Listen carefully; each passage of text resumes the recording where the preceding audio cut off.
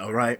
First and foremost, I'm gonna say all praises be to Yahweh, Ba'ashem, Yahweh Shai, Ba'ashem Rokah, Kodash, and I'm gonna say double honors to the apostles and the elders of great millstone. All right, and shalom to all the sincere Akim out there teaching us the truth, man. All right, I just seen this video posted by Dalbu, and he had spoken on like an article that's really interesting, which hopefully after I play his video, I'm gonna go into the, the article itself. But the title, I mean, alone, it speaks a lot of prophecy, man, in terms of the time of trouble, because so when you go into the scriptures, it speaks about how there shall be a time of pestilences and famines, right? And even in Second Ezra, it speaks about how it's gonna get so bad that people out here are gonna be punching up each other, stabbing each other, and killing each other just for food. So without further ado, I'm gonna just play him speaking a bit in this video, and then I'm gonna go into his actual the article. We're moving closer and closer to a time when many people out there are going to struggle to get something to eat. It may seem far-fetched for some that can walk into a store right now and see that it's loaded. But many people, believe it or not, are walking in the stores and they're seeing shelves get cleared out. They're all And it's true, like there's people out there that because it's so easy to like order some food on Uber Eats, and like all of these apps. There's people out there that really can't see a time of food shortages, bro. Like even the food that you order like on your phone, bro. There's someone who has to actually bring the food into your house. It's the same thing in like in these stores and warehouses. Like even me, like I work in a warehouse, and for the stuff we make, that that has to be in motion 24/7, man. So that factory that like I work in, is on every day. So even us, even sometimes, we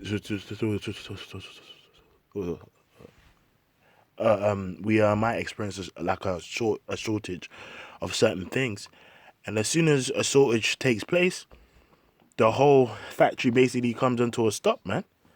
It's the same thing here.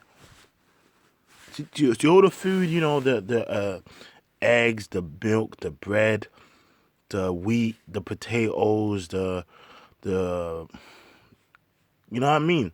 That all comes from somewhere, right? It's part of a chain supply.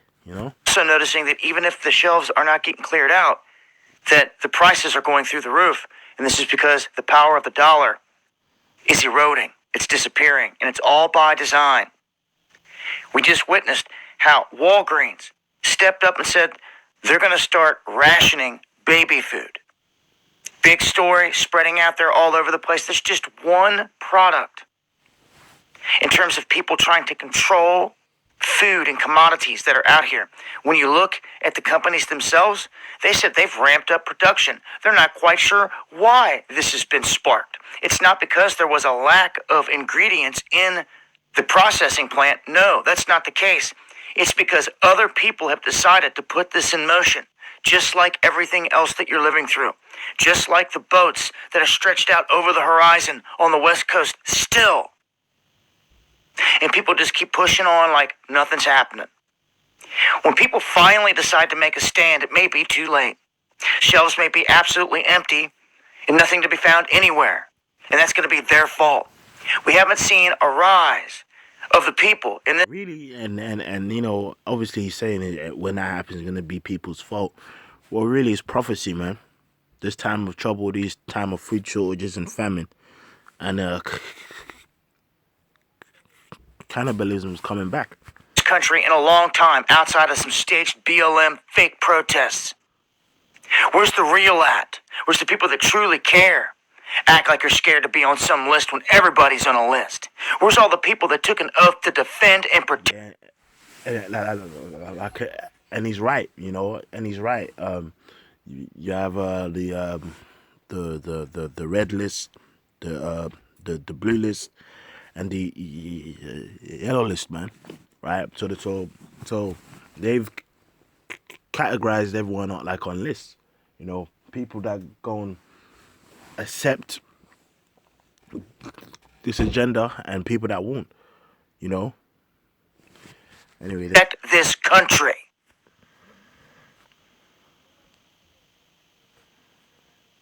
Where you at? I'm gonna talk. okay, Khan. I'm gonna just go into the article. It says the Earth only has a 3-month supply of food. If production stops, humanity has nothing to eat in 90 days. Man, that title is powerful. I gotta read that again. The Earth only has a 3-month supply of food. If production stops, humanity has nothing to eat in 19 days. In 90 days. And that's no exaggeration. That's no exaggeration, man. You know, for the kind of company that I work on, it's in service 24 hours a day, 7 days a week. If any time we have problems or whatever, and we stop for a couple of days, you know, the things around us, the factory starts getting empty. So let me go. You know what? Let me get quick scripture. This is Ecclesiastes 3. All right. It says, you know what? Nah.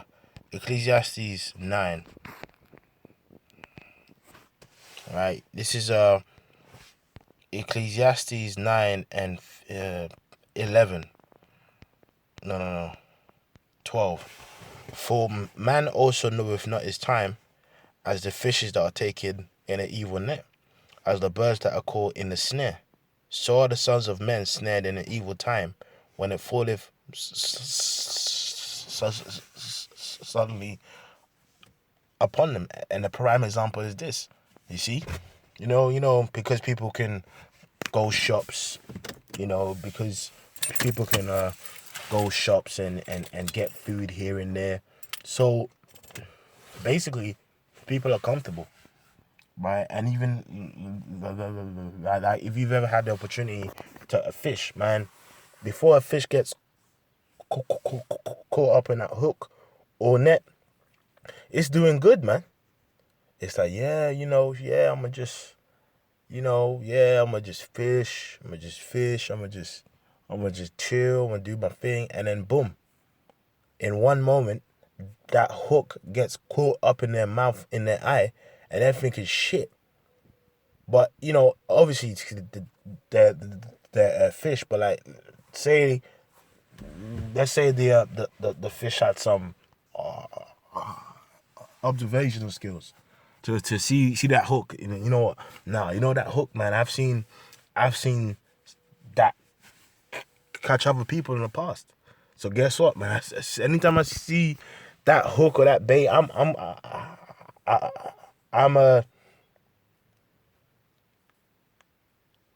dipping away, man. You know what I mean? And it's like now it's the same thing now. Even though there's these signs are taking place, and then obviously right now is the time to seek into the ways of like of righteousness. People are still asleep, man.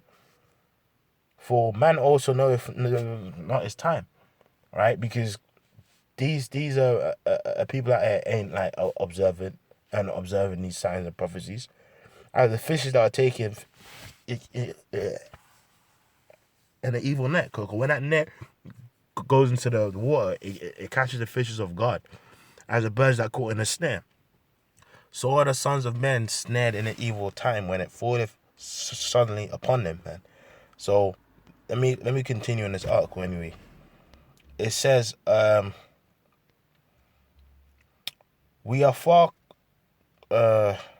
yeah. It says we are far closer to a potential global cataclysm than most people would dare to imagine.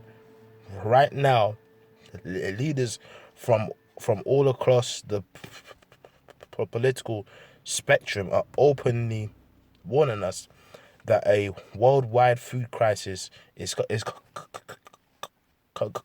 coming. But when people in the Western world hear of such warnings, most of them assume that it will be something that affects poor people in Africa or Asia. Unfortunately, that will not be the case this time around. We truly are in a unprecedented territory, and we are going to see things happen in the months ahead that once would have absolutely been unthinkable. All right, and it says um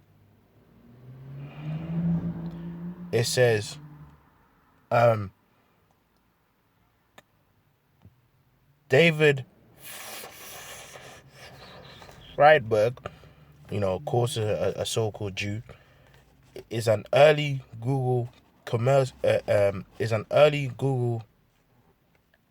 executive who started the farming insurance company Climate Corporation, and he just told the All In podcast that the Earth operates on a 90-day food supply. So this is a person that's in this is someone that's in this industry. This ain't some just some random average everyday Joe. You know what I mean? It says the whole planet Earth operates a 90-day food supply. That means that once we stop making food, humans will run out of food in 90 days. So come on, man. So if just having that information alone, right? The food prices, are increasing, right? The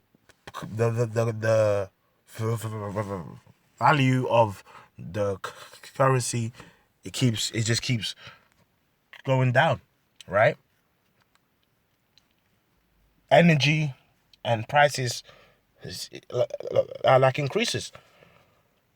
That will cause a food shortage, right? But then once it's total a global like economic crash, man, people gonna lose their minds, man. Right? It is estimated that approximately 7.9 billion people currently live on the planet, and feeding everyone is a real challenge, even if everything goes perfectly. Unfortunately, global conditions have been much less than perfect for the past couple of years.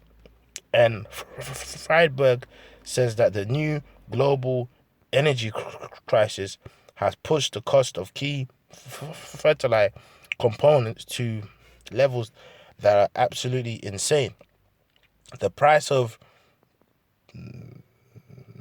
nitrogen has gone from 200 to 1,000. The price of potassium has gone from 200 to 700. The price of phosphorus, right, has gone from 250 to 700. So now it is so expensive to grow a crop that a, a lot of farmers around the world are pulling acres out of production. So they're going to grow less this year than they would have otherwise because it is so expensive and they cannot access fertilizer. He explained food supplies are going to go down and it's going to be catastrophic. Hey man, things are in for an absolute. People are in for an absolute shock, man. And guess what? That's according unto the scriptures, man. Right? This is uh Second Ezra 6:21. It says no 12.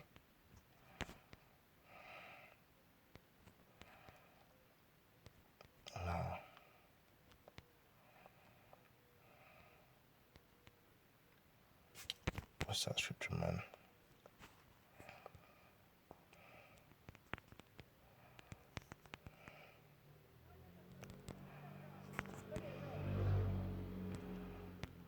Oh, there's a verse under.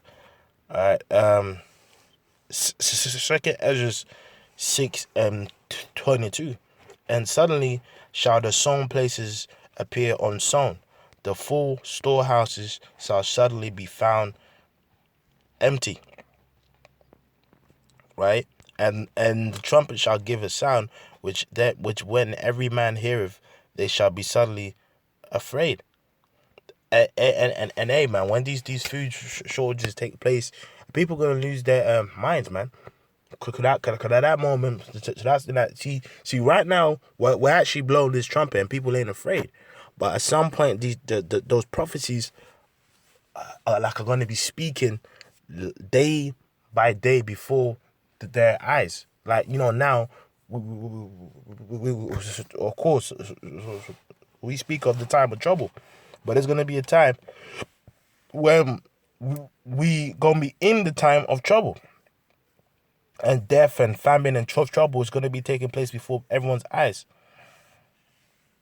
Right? And it says, at that time shall friends fight once against another,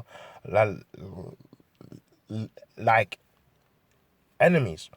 And the earth shall stand in fear with those that dwell therein. Time of trouble. The springs of the fountain shall stand still, and in 3 hours they shall not run. But the point is like, hey, there actually gonna be a time, man, where people gonna lose their minds. And this is the same thing. It says Second Ezra 15:14. Right? It says, "Woe to the world and them that dwell therein, for their sword and the destruction draweth nigh, and one people shall stand up to fight against another, and swords in their hands. For there shall be sedition among men, and invading one another. They shall not regard their kings nor princes, and their course of their actions shall stand in their power. A man shall desire to go into a city, and shall not be able. For because of their pride, the city shall be troubled, their houses shall be destroyed, and men shall be afraid. A man shall have no pity upon his neighbor, but shall destroy their houses with a sword, and spoil their goods because of the lack of bread and great tribulation." So as you can see, woe into the world, the sword and destruction draweth nigh. People going to stand up to fight like against another because of what? The lack of bread and great tribulation, man. Because hey, like mirth, even though people live for a mirth, people can, survive without mirth, That even when obviously you had these lockdowns, those people trying to still find ways to party. But when there's no food, all bets are off, man.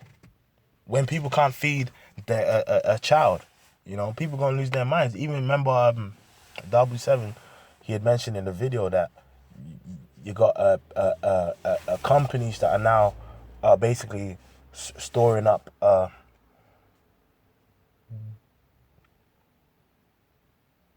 baby food, man.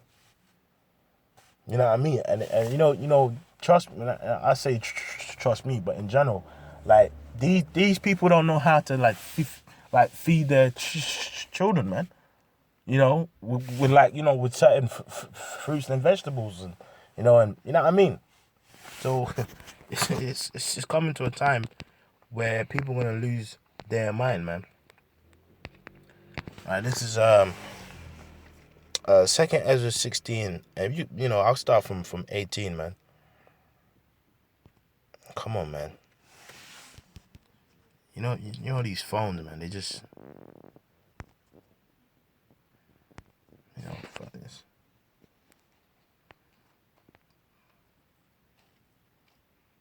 This is Second Ezra 16 and 21. Behold, the victuals, which is food and certain like essential stuff, right? Especially food, man. And that's really the like essentials. Shall be so good cheap upon the earth that they shall think themselves to be in good case. And bro, it's in good case in comparison to like now. It's things are in good case in comparison to what it like is about to be, right? Food is cheap in comparison to what it's about to be. When a meat, one kg of meat costs £250. Then that 250 in 2 weeks changed to £400. People gonna lose their fucking minds, bro. Behold, victuals shall be so good cheap on the earth that they shall think themselves to be in good case, and even then shall evils grow upon the earth, sword, famine, and great confusion. For many of them that dwell upon the earth shall perish of famine, and the other that escape the hunger shall the sword destroy. And so that's why all this information and articles that's coming out, it's just a sign of the times, right? So as we approach the time of trouble, right? Hey, these more and more of these prophecies are gonna come to pass, all right? And basically starvation and famine and concentration camps and stuff like that is just all different aspects and ingredients of the time of trouble, man. All right, this is Matthew 24 and 3. All right, and then as he sat upon the Mount of Olives, the disciples came unto him privately, saying, "Tell us, when shall these things be, and what shall be the sign of thy coming and of the end of the world?" And how shall I answer and said unto them, "Take heed that no man deceive you, for many shall come in my name, saying, I am anointed, and shall deceive many. And ye shall hear of wars and rumors of wars, and see ye that ye be not troubled. For all these things must come to pass, but the end is not yet. For nation shall rise against nation, and kingdom against kingdom." And we're actually seeing that, man. Right? And there shall be famines and pestilences and earthquakes in diverse places. All these are the beginning of sorrows. Then shall they deliver you up to be afflicted. So the scripture speaks about there's going to be diverse pestilences and famines and earthquakes and kingdom against a kingdom, right? But eventually, that's when all these are the beginning of sorrows. So in that same time when these evils increase upon the earth, right, we gonna be afflicted too, man. Right? But guess what? Without us being afflicted, that salvation won't come, man. So really, that's why scripture says in Acts 14, through much tribulation shall we enter in, man. All right. So yeah, man. Just wanted to speak on that, man. So with that, I'm gonna say all praises be to Yahweh Bashima Shai Bashimaka Kodash, double honors, apostles and elders, great most times. Next time when we say Shalom.